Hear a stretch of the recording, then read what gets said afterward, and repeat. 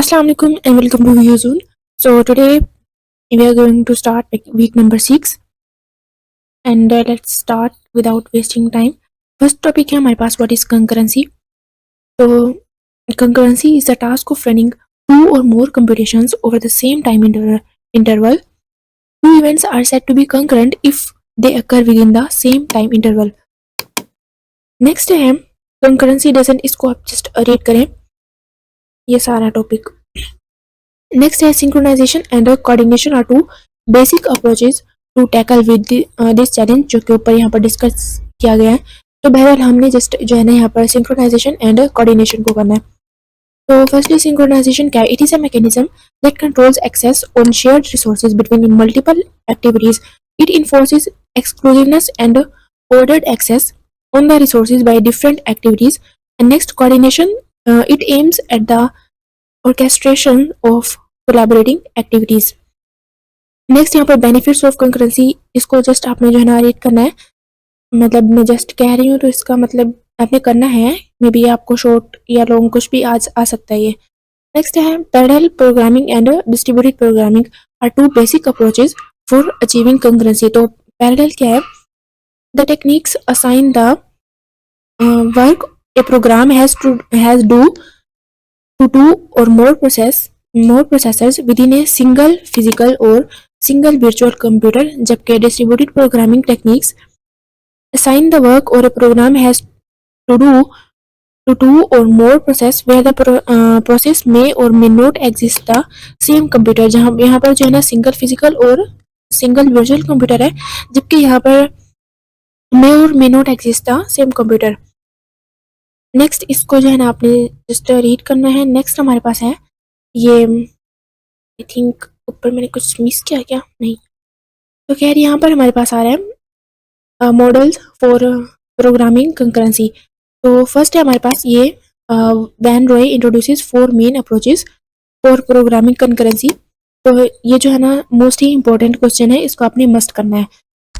4 approaches कौन सी हैं? फर्स्ट है सिक्वेंशियल प्रोग्रामिंग, नेक्स्ट है declarative, message passing and last है शेयर्ड स्टेट कंकरेंसी. ये चारों ही आपको एमसीक्यूज में भी कभी पूछते हैं या फिर क्वेश्चन में भी पूछते हैं. तो सिक्वेंशियल क्या है? इसको जो है ना आपने एक तरह का रीड आउट करना है, बिकॉज ये कुछ खास मतलब कि एमसीक्यूज में भी हो सकता है या फिर मतलब मोस्टली जो है ना यहाँ ये आपका जो है ना क्वेश्चन कवर हो गया है मोस्टली. बट इसको जो है ना आप रीड करें तो इट्स अप टू यू. मैं अगर रीड करने बैठी तो खामखा वीडियो ही लंबी होगी. एंड डिक्लेरेटिव यहाँ से जो है ना ये कुछ एमसीक्यूज के लिए है. That it is a programming model that favours implicit control flow of computations. Control flow is not described directly, it is rather a result of computational logic of the programme.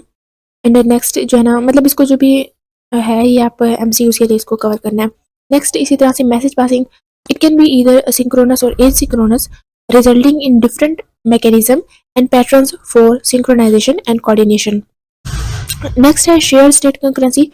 So it is an extended programming model where multiple activities are allowed to access contended resources and states. Sharing the exact same resources and states among different activities requires dedicated mechanism for synchronization of access. मतलब जो भी है इसको आप read करें. Next है memory hierarchies. So memory hierarchy in computer system design is an enhancement that helps in organizing the memory so that it can minimize the access time. The development of the memory hierarchy occurred on a behavior of a program known as locality of references. तो इसको जो है ना आपने must करना है आपके MCQs के लिए. उसके बाद we are concerned with 5 types of memories. 5 types कौन सी हैं? फर्स्ट है register, cache, main memory, disk storage and archival storage. इसको भी आपने एमसीक्यूज के लिए इस तरह से करना है कि अगर आपको इस तरह से पूछा जाए that dash are the fastest type of memory which are located in the phone, तो आपको पता हो यहाँ पर रजिस्टर की बात हो रही है. सिमिलरली अगर यहाँ पर जो है ना कैशी का अगर मतलब कुछ भी पूछा जाए तो आपको कैशी का पता हो क्या है, मेन मेमोरी. सिमिलरली ये आर्काइवल स्टोरेज, ये सारा आपको आना चाहिए. इसको आपने जो है ना रीड करना है. नेक्स्ट है characteristic of a memory hierarchy can be inferred from the previous figure. That यहाँ पर जो है ना मेनली आपने कैपेसिटी और एक्सेस टाइम इन दोनों का जो है ना कॉन्सेप्ट को समझना है। That it refers to the, यहाँ पर टोटल वॉल्यूम की बात हो रही है। मतलब कि अगर आपको एमसीक्यूज में पूछा जाए दैट मतलब टोटल वॉल्यूम की बात करें तो दैट इज कैपेसिटी, और अगर टाइम इंटरवल की बात आए तो that is the access time. The access time increases as we move from top to bottom in the hierarchy. तो ये भी एमसीक्यूज में पूछ सकते हैं कि जो है ना इंक्रीज कब होता है, तो when we move from top to the bottom. Next है यहाँ पर परफॉर्मेंस और कॉस्ट पर बिट, इसकी भी यहाँ पर ये एमसीक्यूज है that external memory is cheaper than internal memory. बाकी जो है ना आपने इसको रीड करना है। नेक्स्ट हमारे पास है limitations of memory system performance. तो फर्स्ट है यहाँ पर memory system and not processor speed is often the bottleneck for many applications. यहाँ पर आपने लेटेंसी एंड बैंडविड्थ इन दोनों का मतलब इस पीपीटीज में इन दोनों का कॉन्सेप्ट लेना है। So it is the time from the issue of a memory request to the time the data is available at the processor. अगर हम बैंडविड्थ की बात करें तो it is the rate at which data can be pumped to the processor by the memory system. इसको just आप read करें।